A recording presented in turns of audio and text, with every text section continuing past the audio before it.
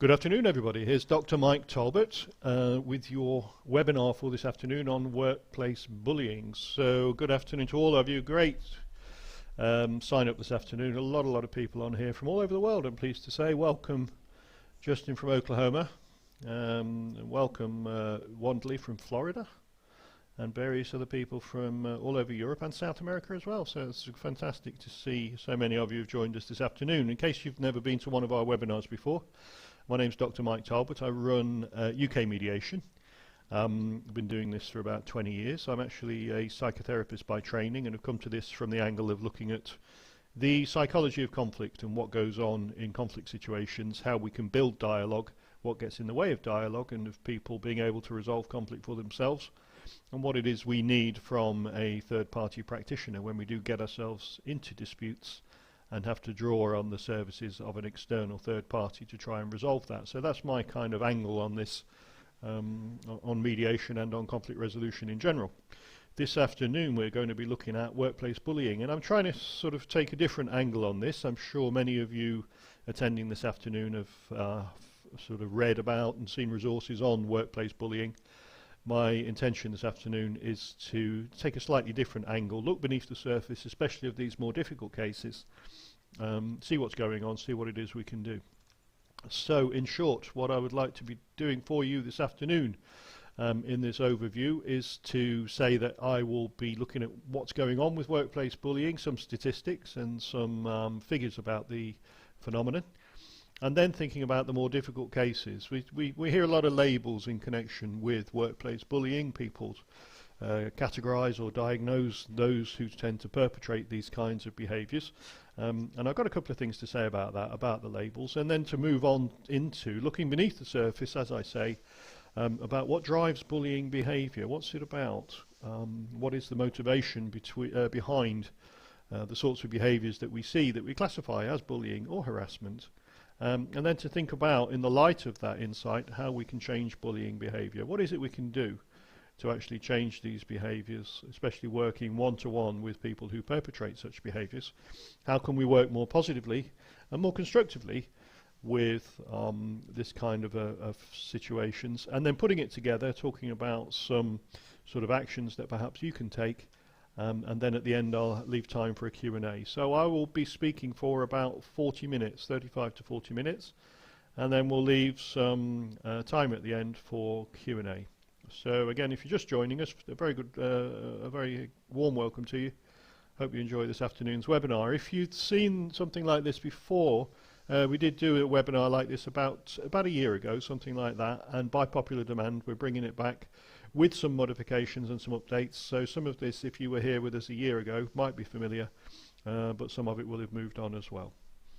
So let's have a think. What's going on? Just before we dive into that, I just want to say a big thank you to everybody who came to see us the other week at the conference and exhibition up in Manchester for CIPD. We had a massive response, fantastic sort of interaction with people, old and new friends. We did a bit of a comic book theme. That's the slide you can see up there just now, which went down really well. We got around about twice the number of visitors that we normally get, and we've been very busy here following it all up. So just a big thank you, and nice to meet you, and hope to see you next year. And then into our bullying. Let's have a look first at a situation that happens in a fictional workplace. Of course, we're not going to use a real workplace. Some of you may be familiar with The Office. Those of you from overseas, you've maybe seen the US version of this. Here's the British version of it. Just let's watch the film and then we'll have a little chat about it afterwards. Right, that is it. Slow down, you move too fast. Solomon's here. All part of the job. What's going on? Put my stapler inside a jelly again. That's the third time he's done it. It wasn't even funny the first time. Why has he done that? Just told him once that I don't like jelly. I don't trust the way it moves. Yeah, you showed him a weakness. He pounced. You should know about that. Oh, what is in there? It's my stapler. Well, don't do that. Well, eat it out. There's people starving in the world, which I hate. So, and it's a waste. So, how do you know it's yours? Because it's got my name on it in Tipex. Yeah, don't eat it now. In chemicals. Right, you can be my witness. Give him an official warning. How do you know it was me? It's always you. So there we go. That's what can happen in workplaces. So do we think that this is bullying? Is it a bit of banter? Is it a bit of fun between two colleagues? How far has this gone? Do we think it meets the legal definition of bullying? Is it humiliating to the party? Is it undermining their dignity? Is it denigrating? Do we think this is a repeat incident? Is it a one-off? What's the motivation of the apparent perpetrator in this situation? So these are all the kind of things I'd like you to have a think about and to keep in mind as we go through and thinking about really with workplace bullying what's going on. So first of all, some figures. So figures from YouGov in the UK. This is so 29% of workers have experienced workplace bullying. So just short of 1 in 3. I think that's quite a lot. Of people say that they have been bullied. So their perception, which is what's important, is that they have been bullied. That's a lot of people, 3 out of 10. And the next figure would be that around about 6 out of 10 have either experienced or witnessed bullying in their job. Now, in keeping with these units and figures and in keeping with what the law says about bullying, there is this phenomenon of vicarious bullying or vicarious harassment in that in law in the UK, and I know in certain other countries, certainly across the EU, there would be it would be considered to be an assault on a party who witnesses a situation of bullying. So there would be a similar claim for anybody who is witnessing, or especially if they repeatedly witness situations of bullying, which is what lies behind this figure. Is 60%, 6 out of 10 people would have either experienced themselves or would have witnessed bullying in their job. Again, very high figure. And ACAS, which is the organisation that offers employment law advice in this country and deals with more formal stages of dispute resolution, receive a lot of phone calls. In a year in the UK, ACAS received 20,000 phone calls related to workplace bullying. These are statistics that are out there for all to see. That's a great deal of phone calls. There's about a working population in the UK of around about 32 million people, and 20,000 of them phoned ACAS in a year to report that they were being bullied in the workplace. Very high figures, very concerning figures. And one reason for doing this webinar now, bringing this forward and repeating it, like I say, from about a year ago, is because of some of the incidents that are in the news right now. We've heard the allegations about Philip Green, just allegations so far, not yet been investigated. Various other situations, of course, the long-standing situation with Harvey Weinstein and several other situations that are in the news, especially to do with the House of Commons and to do with our esteemed members of Parliament allegedly getting involved in bullying situations. It's one of the reasons why we've brought this webinar forward. So at quite a covert level in UK workplaces and at a very overt level, we are coming across very frequently situations of workplace bullying. We can do something about it. So we know that already out there are many policies, there are many ways of approaching this. Most organisations will have a dignity at work procedure, a fairness at work procedure, possibly under the older name of a bullying and harassment procedure, in which we would have several steps and stages. One of the things that's important to do is to acknowledge there's a problem. Bullying and harassment thrive where there is a culture of secrecy, where people sweep things under the carpet, where we don't mention it, and especially if it's high-level perpetrators that people, rightly so, might be scared to actually acknowledge or name the game and actually say what's going on. So one of the really important things is to acknowledge a problem and to support managers and others, team leaders, and perhaps everybody within an organisation up and down, to use these more collaborative, solution-focused approaches to situations where behaviours between two parties are not okay. So we're looking at a heads-up, eyes-wide-open approach to behaviours which are not acceptable, that go over the line. We're trying to use collaborative approaches. This is what our organisation promotes a great deal of. Get people talking, build dialogue, look at solution focus. What's going on? How can we fix it? As the early steps and stages before we get into more punitive measures and more sanction-based measures.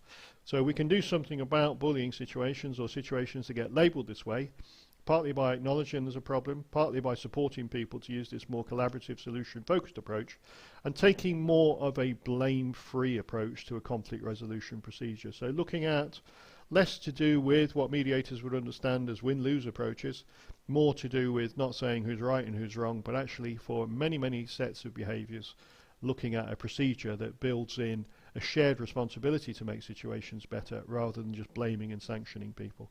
So at the lower level, earlier stages of these kind of behaviours, these are the kind of things we can do, and also to train people to deal more positively with conflict and alleged bullying incidents. So to be able to feel more confident about walking towards situations where behaviours are not okay, to feel more confident about blowing the whistle on behaviours that go over the line, and to deal more positively with situations with the intention of improving the sort of culture and the level of interaction and the degree of collaboration in workplaces before we get into the more sanction-based, more punitive, more win-lose aspects of dealing with bullying and harassment. So that'll be the first set of things that I would say that you can use if you want to do something about the kind of behaviours that leave people feeling embarrassed, to a low level denigrated, where they feel that their dignity has been compromised. And I'm keeping in mind that film clip we saw a minute ago with the stapler and the jelly. You know, we've got to think about, okay, would that be of a level where it could be solved with a conversation? Could a mature manager get those two parties into a room? Could he or she facilitate a conversation between them? Would it be appropriate to raise those behaviours with the alleged perpetrator, to let them know the impact on the alleged target of those behaviours? Would that bring about a change? And I'm thinking on the current slide there, I'm thinking about this sort of intervention at that sort of level of allegations of bullying. You know, would it be enough? When it goes over the line, we need to think about, hey, hang on, you know, we have a zero tolerance here to bullying. This is led from the top down. The organisation does not tolerate behaviours which do actually be experienced as being denigrating or compromising people's dignity, or humiliating parties, or leading to the point where people are afraid of the alleged perpetrator, and to the point where people are putting their heads down, not reporting incidents, not speaking out. We have zero tolerance to that, and we need to make sure that where we've gone over the line, where we've exhausted the possibility for these more collaborative, more positive, more responsibility-based approaches, that actually we're going to say, you know what, once we've exhausted that, we are in a situation where we do not tolerate these kinds of behaviours. We have to encourage speaking out, and again, this has to be enculturated. And with regard to bullying up and down an organisation, we need to be sure that people feel free to speak up. And I put that in brackets there. There is an initiative across health trusts in the UK, following on from an inquiry with Midstaff's NHS Trust, where it was to do with a lack of whistleblowing, and where whistleblowing wasn't encouraged, and where the culture sort of became one of secrecy, of brushing things under the carpet. And what's happened is this new Freedom to Speak Up initiative, where we have Freedom to Speak Up Guardians and Freedom to Speak Up Champions within all the NHS trusts up and down the UK, encouraging people to speak out. And interestingly, we work quite a lot with the Freedom to Speak Up Champions and Guardians. What's happened in the first year or two of this initiative is that mostly what's been disclosed to the Guardians and Champions, who work confidentially throughout the trusts, is that people are tugging their sleeves in order to report incidences of bullying and harassment. So the intention was to incorporate that, but also some issues to do with patient safety into that role. But what they're finding is about 70% of the people who are coming to them are using this as a conduit, as a safe and confidential place to actually report instances of bullying and harassment. So great, it doesn't mean the incidence has gone up, it just means that people are more inclined to speak out. Take reports of bullying seriously. You know, we need to investigate incidents quickly. We need to exercise a duty of care to employees. So where it's gone over the line of banter, where we've gone past the point where it's just a bit of fun, close quotes, and it's into something which is more serious, we do need to act quickly. We need to take allegations seriously, investigate quickly before things get out of hand, and exercise this duty of care to employees. So I think it's an important judgment that has to be made by everybody, but in particular by team leaders and managers, with the support of HR colleagues, to decide whether we're over the line, whether we have an incident that does need to be investigated as to whether it reaches the threshold of something that needs to be addressed more formally and more seriously with a sanction-based process. And we need to exercise that duty of care to employees. It's a difficult thing that we sometimes, well, we get a lot of phone calls at UK Mediation about situations where people say, I think this is something that could be addressed with mediation. and we hear details of a situation and we think, really, you know what, you need to investigate this. There's something more serious here. You need to clear the ground for mediation by firstly establishing if there's something here that could be even of a criminal nature, something that's quite a serious verbal and, I'm sorry to say, sometimes physical assault against a party, where it's taken place over a long period, where it's very much compromising the target's dignity, where it's denigrating or humiliating to that party, where it causes them severe discomfort, and it's often noticed at the point where the alleged target takes time off sick with stress-related illness, or where their performance suffers. These are very serious things, and we need to get in there quickly and make sure we're valuing our workforce and exercising the duty of care to the workforce as well. We can't use things like mediation to sweep situations under the carpet, so we need to take these allegations very seriously.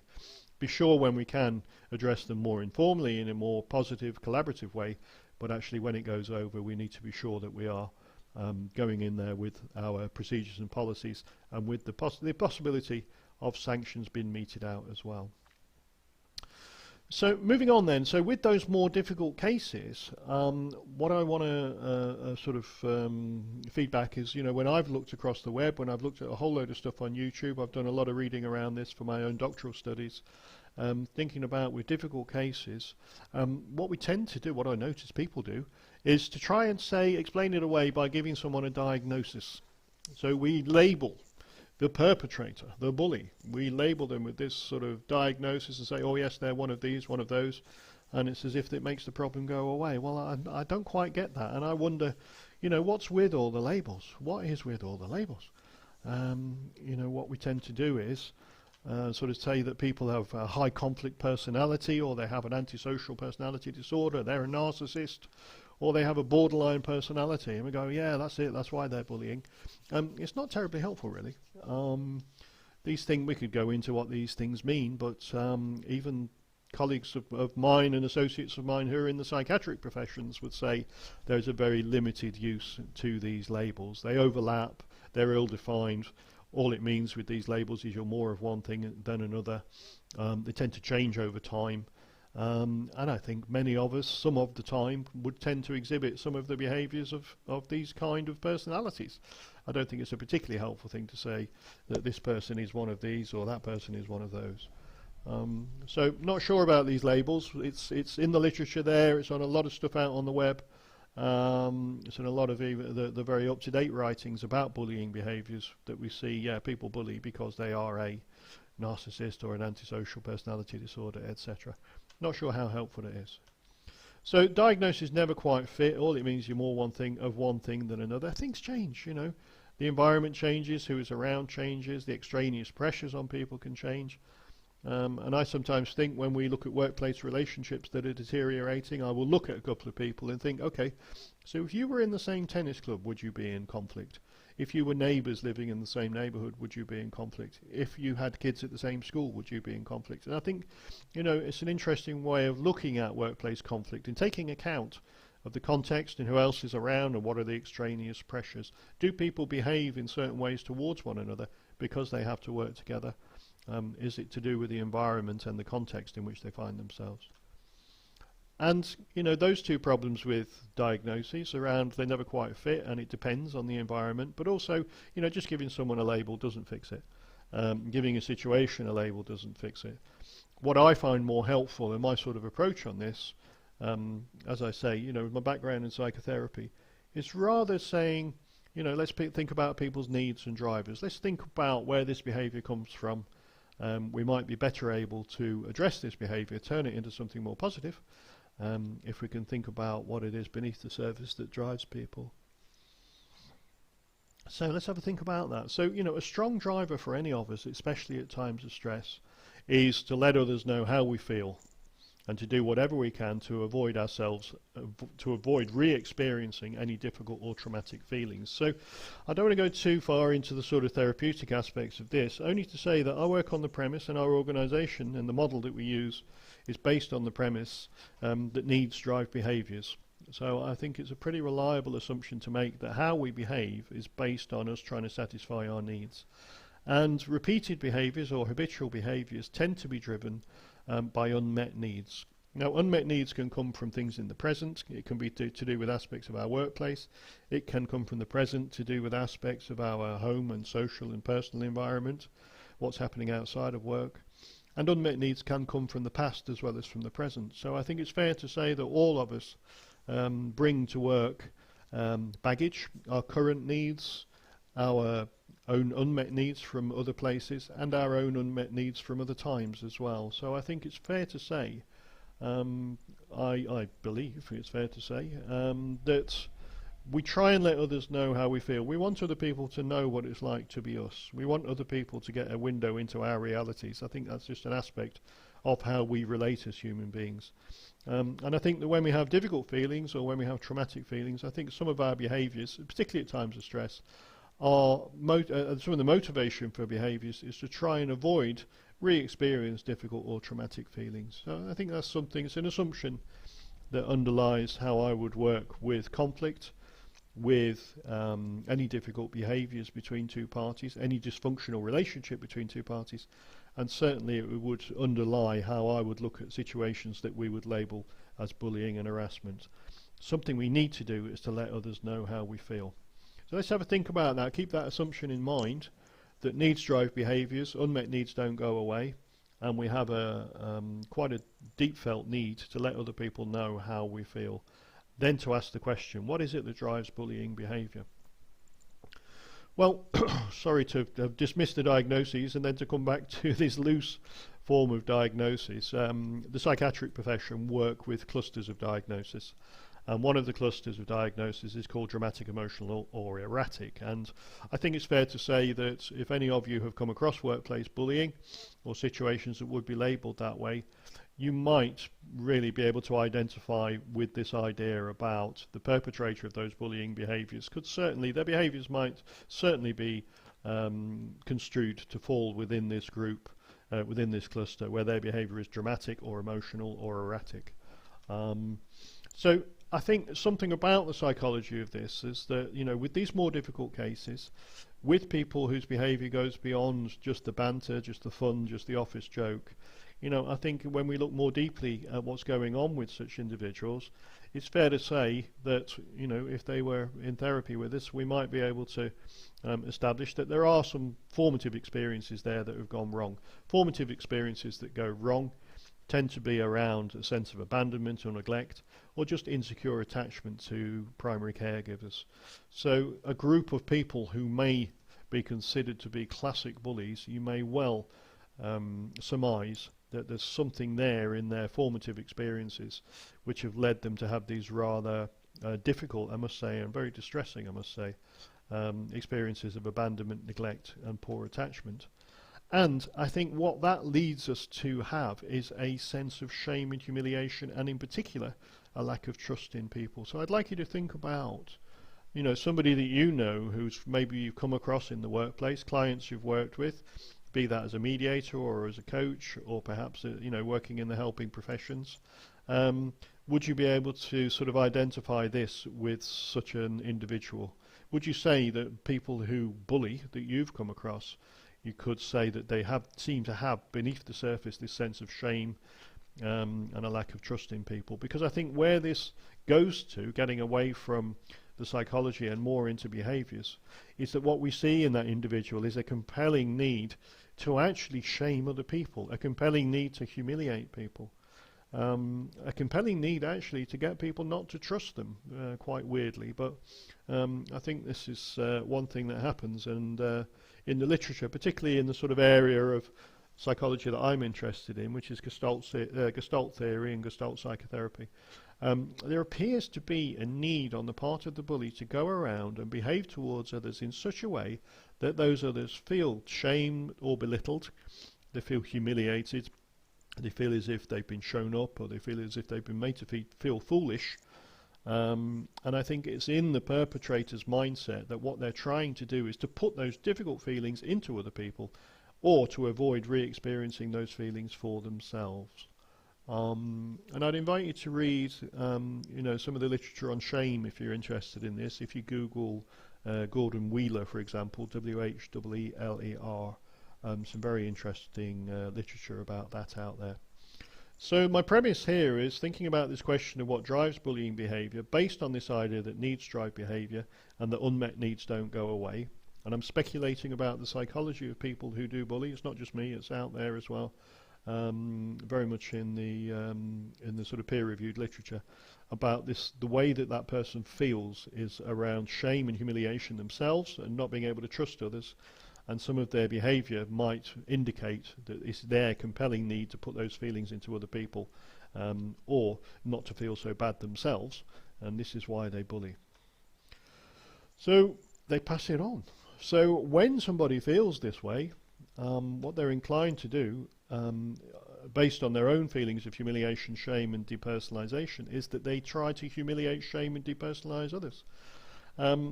In order to avoid being shown up as inadequate or being shown up as somebody who's failing, what they tend to do is to scapegoat and blame others for their own mistakes and failings, or to zoom in very forcefully on other people's mistakes and failings, even though they might appear objectively to be quite small.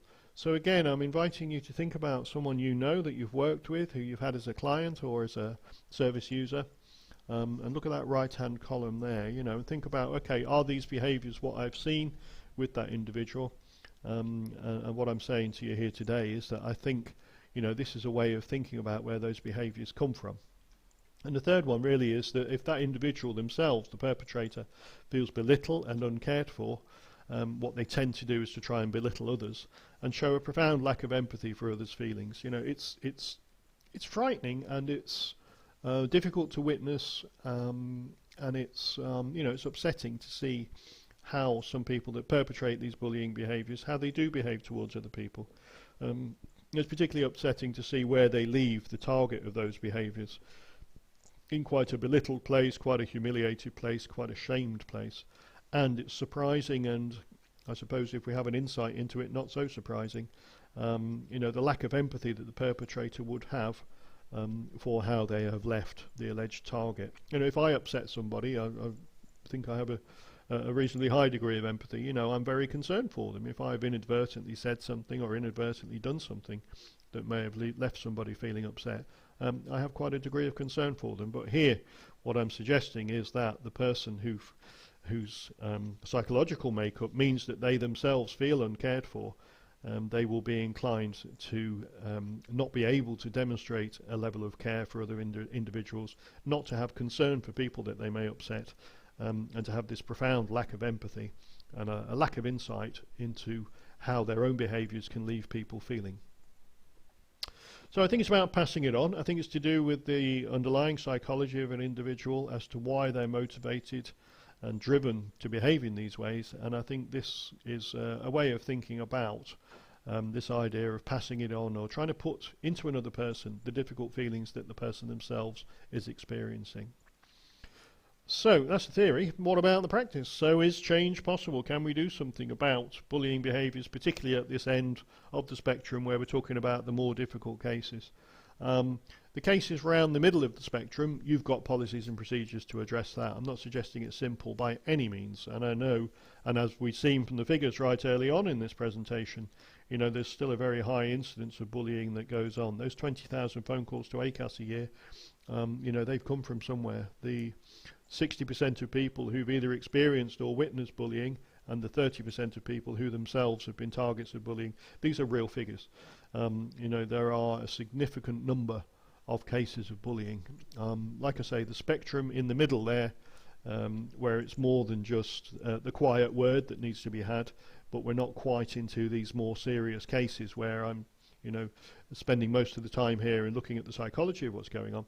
That middle spectrum, you've got policies and procedures for that. So let's have a think about, is change possible? Well, really, I would say that change is unlikely, or perhaps impossible, where the perpetrator has absolutely no insight, and this leads them to victim blame, where they say that the victims, the targets, are bringing it on themselves, where they dismiss or laugh at the impact that they're having on other parties, and tell them to grow up, or they should be able to take it, or they shouldn't be in the job if they can't deal with it. And we see that in certain professions rather more than others, I have to say. and where that individual habitually uses attack as a form of defence. So this is the individual where you raise it with him or her, and they tell you it's everybody else's fault, everybody else is causing it, they're being picked on, what they're doing isn't hurting anybody, it's only a bit of fun, and actually they have very little insight into the impact of their own behaviours. So I would say that it's difficult to address that in a change-focused, future-focused, collaborative and solution-focused kind of way. You will struggle.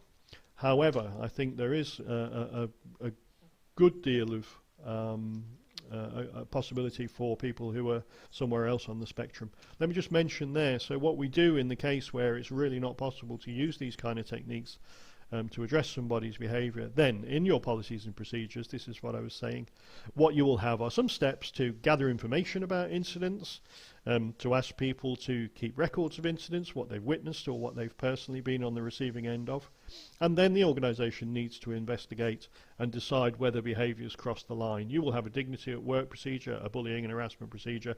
We know the law of the lands, I say plural because we have people here this afternoon from a number of different countries. The lines are slightly differently defined in different countries and jurisdictions, but we need to make a judgment on the basis of the data and the evidence, having done an investigation, about whether we've got something over a line, and then of course we need to deliver the disciplinary steps. The organisation bringing to bear its sanction-based procedures and ensuring that these behaviours are stamped out. So if we have something that is of that more serious degree, where the person is not likely to change, they victim blame, they minimise, they attack instead of inviting the opportunity to change, then we need to use the formal procedures. However, if there is a little bit of insight and that person is receptive to feedback and they get that their behaviours are upsetting or difficult for other people to take, and if they have this need to avoid the negative sanctions and are prepared to consider how they could change their behaviour in order to do so, then we have a possibility. And what we've got is then the need to do the hard work with them. We're looking at how we can go about fostering these better collaborative relationships, how we can have them perpetrate more positive and restrained behaviours, how we can get them to understand that actually this is not okay, this behaviour, and that with support from the organisation there are ways that they could actually change their behaviours and get into a better place in terms of relationships with colleagues. So a tricky one this, and a slide with a fair amount of information on it, where I'm saying that there is a line, you know, over which it's hard to imagine that anything sort of collaborative and positive would work.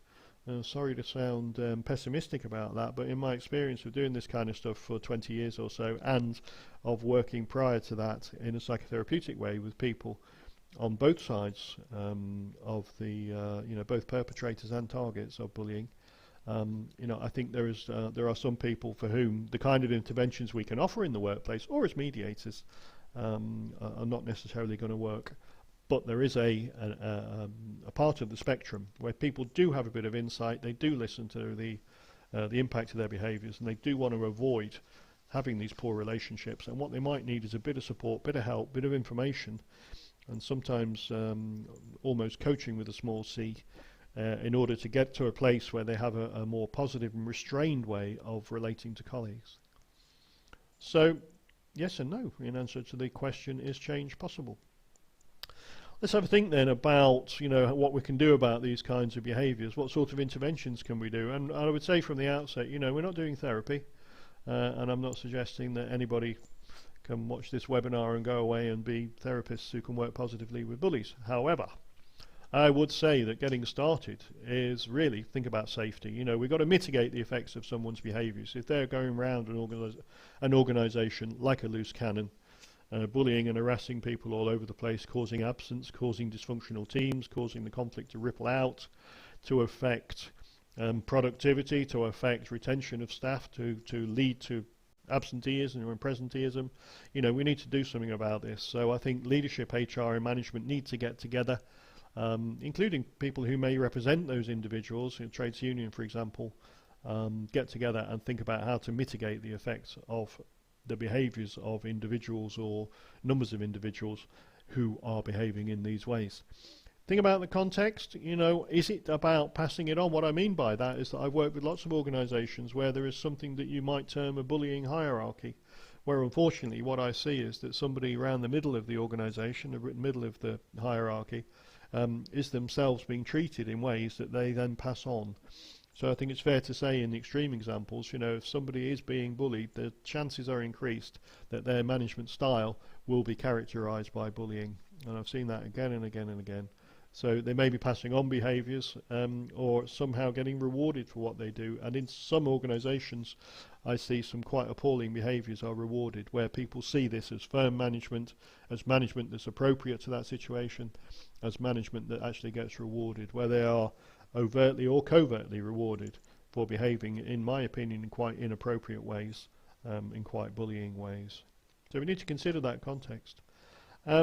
And then, is this about how they manage their relationships? If it is, if it's about how they manage their relationships and they're aware, and you can hold a mirror up to that person and say, look what it is you're doing, then we are ready to prepare that person for mediation.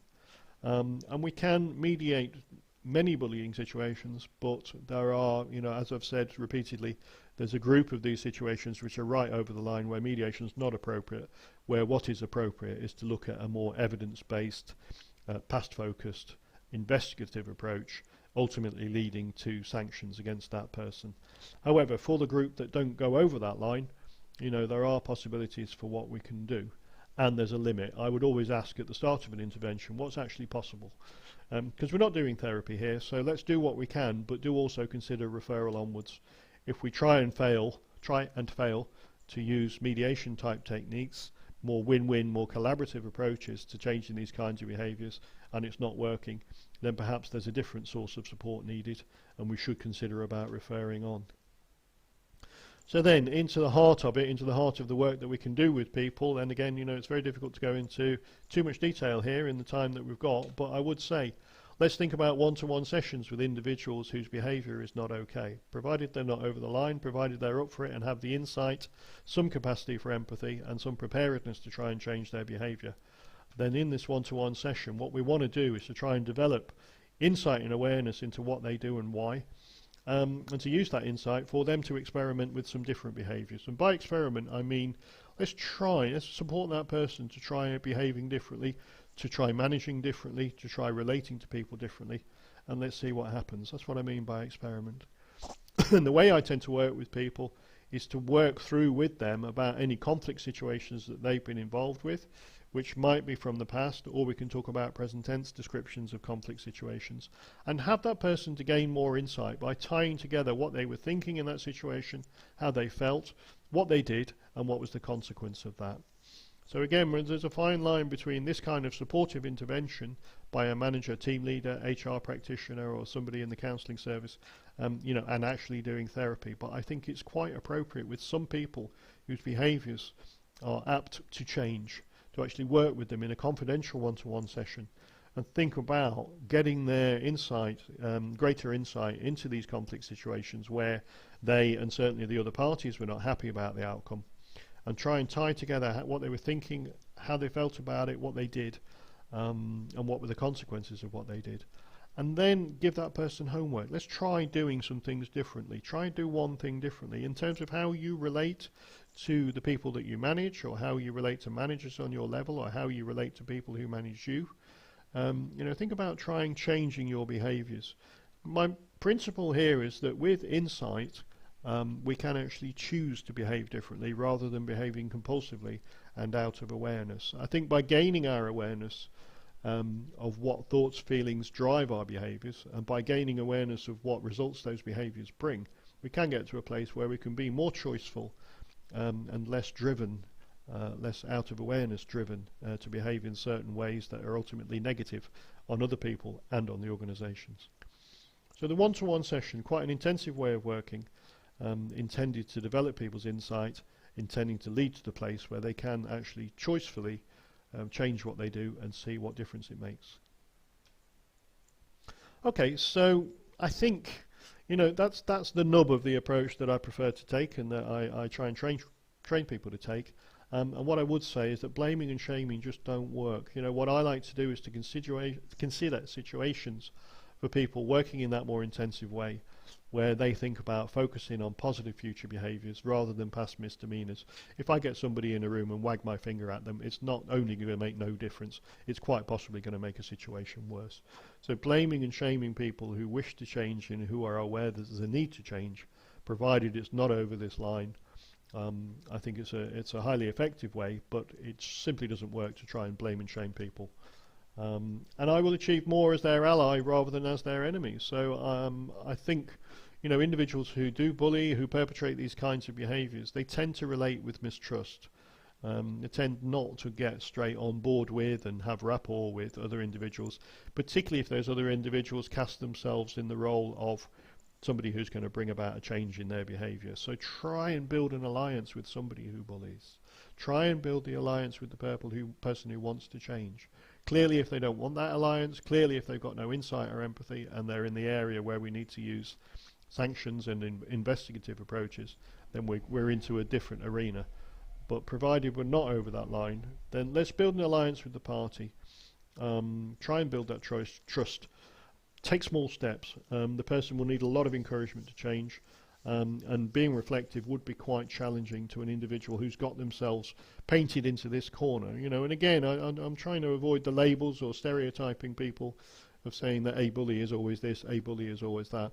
That's not how I like to work, and I think that the external stressors and things that are outside of that person's control might well drive them to behave in certain ways. And I think we need to be, where possible, need to be quite forgiving if people are prepared to try and change their behaviours. We want to retain that individual as a positive, collaborative member of your workforce if we possibly can. If they choose to perpetrate criminal acts while they're at work, then clearly we can't, and we need to do something different. But if they are in the realm of wanting to change and being able to change, we need a lot of encouragement. The reflection will be quite difficult, so let's look at small steps rather than no steps.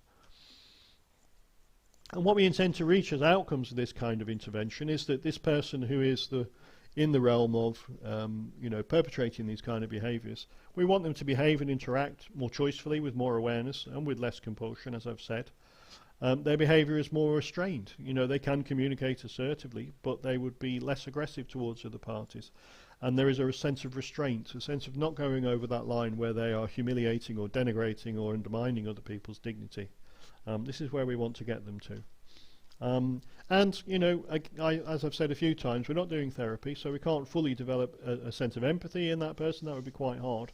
But what we want is that person to get to a place where they can at least take feedback, they can trust the feedback they get from other people, and hopefully they can act on the feedback they get from other people. So this is what we want of this restrained, aware, self-aware employee, is they are actually prepared to take that feedback and prepared to try and be aware of the impact of their behaviours. So there we have it. So something about the psychology, something about what I believe drives people's behaviours, something about this idea about passing feelings on and what motivates people to behave in these rather destructive ways, something about the one-to-one session and how we can hope to structure that and what we can hope to achieve from that. But what I think is that within an organisation, both stick and carrot are needed. So I think, we do need the punitive, we do need the sanction-based, we do need the past-focused investigative approaches. But I think for people who are within the realm of wanting to change and having the capacity to change, we do need the trust-based, rapport-based, win-win-based, future-focused, collaborative approach to helping that person to change what it is they do. Quite often people who bully and who will not change require one approach, where people who do have that insight will benefit from quite a different approach. So let's not try and put everybody into the same stable with this. I think that by concentrating on drivers and motivations, getting away from those labels, getting away from those diagnoses, we can bring about relational change. It happens slowly, it needs expert input, we need to be sure of the limits of what we can achieve this way. But my experience and the experience of this organisation is that this approach really works. Okay, so what can we do? This is where I'll give you a very quick. Give me 15 seconds to tell you what we can do. Is harassment, bullying and harassment workshops. This organisation, we offer skills courses on running mediation sessions where there's conflict between two or more people. The one that's perhaps most pertinent to this, especially with raising behaviours with people, with pointing out things to people, giving them feedback, trying to address their behaviours, which can be a challenging thing to do. We do some training on confident conversations. We can qualify mediators. The other thing that's quite pertinent to what I'm talking about today is the conflict coaching. This is where we have the one-to-one work with an individual who repeatedly finds his or herself coming into conflict with others. Let's look at that fairly intensive one-to-one intervention. It's not mediation. It's taking people aside, face-to-face or follow-up sessions on Skype to actually offer a form of coaching that deals with addressing how they behave when they're in conflict. Then, of course, we've got the services that we offer, team and one-to-one mediation, and we work with organisations. We'll come to you and talk about how you can set up policies and procedures and how you can change from within the culture of how you deal with bullying and harassment. That's it. Was that 15 seconds? Not far off. So there we go. There's my input for today on workplace bullying. So now I'm going to invite, just to let that sink in, and for you to have any comments or questions. I've got quite a few here.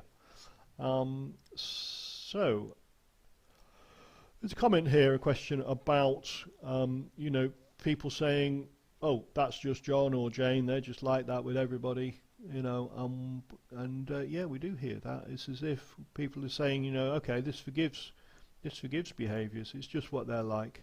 I don't think so. I think that it's important to, if it's behaviours that have gone over the line and are actually within the legal definition of bullying, I think it's first of all important to gather evidence. It's important to be sure that you've got your ducks in a row, as we would say, and then to actually address these behaviours with the individual. In doing this in a fairly collaborative way with the individual, I wouldn't accept that that's just John or that's just Jane. No, I wouldn't take that.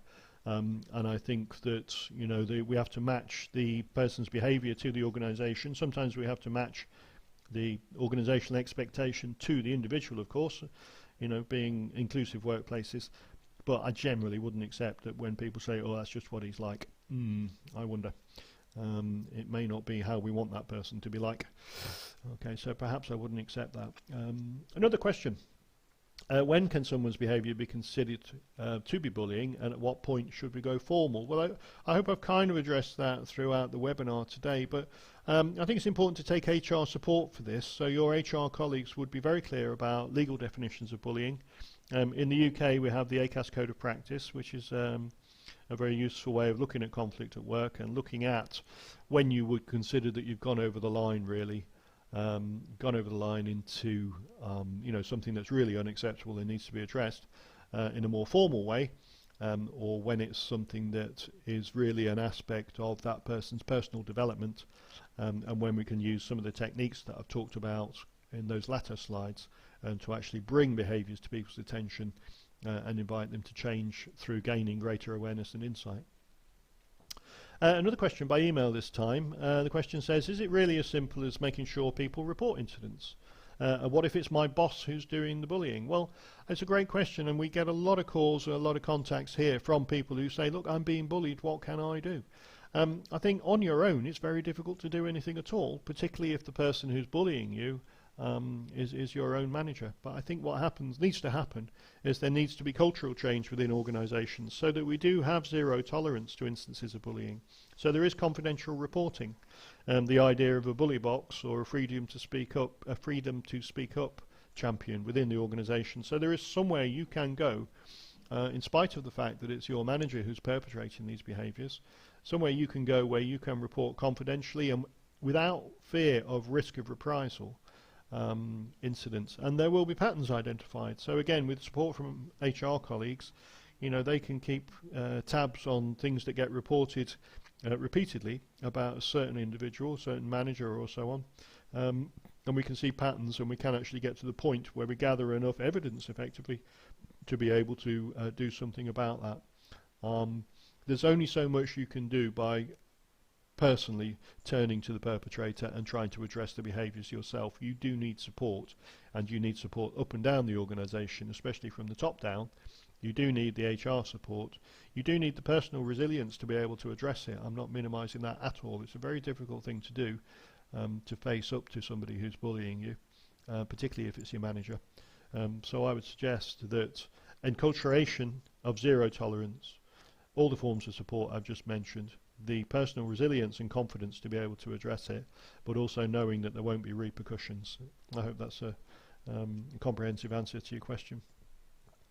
And a question from Flox ADR. Do you see more workplace problems when the bully gets reported because of the bully striking back, the bullied striking back at the bully? That's a very interesting question, Flox ADR. So I think what you're saying is, you know, if the target fights back, metaphorically fights back, does that lead to further problems? It can, and I think that needs to, we need to think about a sense of containment.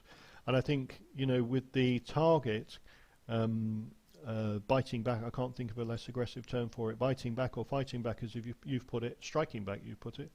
You know, the target needs to feel confident that that's going to go to a better place and not make a situation worse, because we all know that the bully can redouble their bullying behaviours if he or she gets challenged about what they're doing. So there needs to be that containment. We need to be confident that if somebody does strike back or does object to how they're being treated, that's not going to make a situation worse. And I think, again, that needs to have top-down support, and it needs to be based on a sense of a changed culture, a culture that won't tolerate these kind of behaviours, and a culture that will support people to actually object to behaviours that they find unacceptable, because otherwise we will get exactly what you say, Blocks ADR, which is the sense of it being redoubled because somebody has blown the whistle. Excellent. Thank you very much for your questions and comments. There's a few more coming in. So what will happen is the webinar will go up on YouTube, and there'll be a comments field on there. So if there are any further questions or comments that people would like to make, that's the place to do it. As I move on and tell you that we have some stuff coming up, so especially for those of you in the UK, but not only. We've got a course in London at our beautiful Fenchurch Street venue. There's our beautiful trainer on the picture delivering that course. 10th to the 14th of December, it's our last one for 2018. This is our accredited mediator training course. You're very welcome to join us. A couple of places left on that one. And a free event or two. So we do like to offer free events like these webinars and like our showcases. So our mediation showcase is an opportunity to see workplace mediation in action, where two people are behaving in ways that are unacceptable to one another, allegedly some bullying behaviour in the scenario that we use, and the opportunity is there to see a live mediation in action in our mediation showcase. We use a sort of forum theatre type method for you to see what really goes on. So, you know, we spend a lot of time talking about mediation, telling people how it works.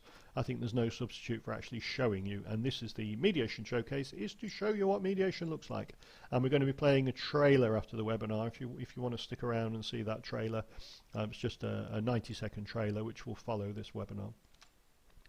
Other free things coming up are some other webinars. So just to mention, we've got one on preventing homelessness using mediation. That's coming up in a few weeks' time on Friday 14th December, connected with the new UK legislation about homelessness reduction. One about customer complaints, first one of 2019 already.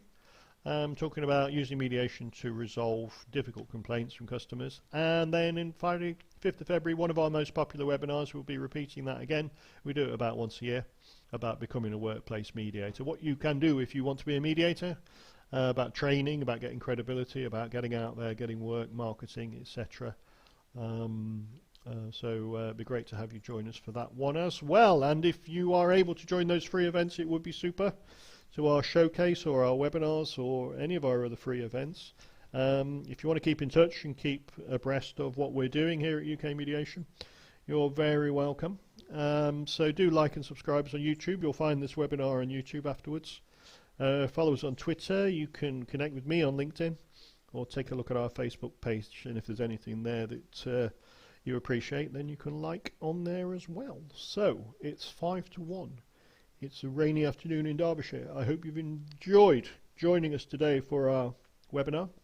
It'd be great to see you again on one or more of our events. Do keep in touch as per the screen that's up there just now. Thanks again, and have a great weekend. Many of you will have come across workplace mediation in various ways, but how many of you have actually had the chance to see a workplace mediation case in action? Unless you're a mediator or you've taken part in mediation, you may never have had the chance to actually see close up what happens in a mediation case, what the steps and stages are, what some of the skills involved are, and what kind of things can go wrong and hopefully go right. And this is where our mediation showcase comes in. This is your chance to see a simulated mediation case in action, to understand how it works and to have the opportunity to ask questions of the experts. The structure of our event closely follows our 7-stage mediation model, including individual meetings with each party, the joint session where we get them together, and how we explore and work on their issues, leading ultimately to an agreement. Each event is led by me. I'm Dr. Mike Talbot and I'm the CEO and founder of UK Mediation. And as well as taking the role of the mediator in the case, I explain techniques, I highlight key parts of the process, and we always close the event with a question and answer session. These events prove very popular, and attendees enjoy seeing the mock mediation and have found it a real eye-opening introduction to mediation. Visit our website where you can find out more and also book your free place.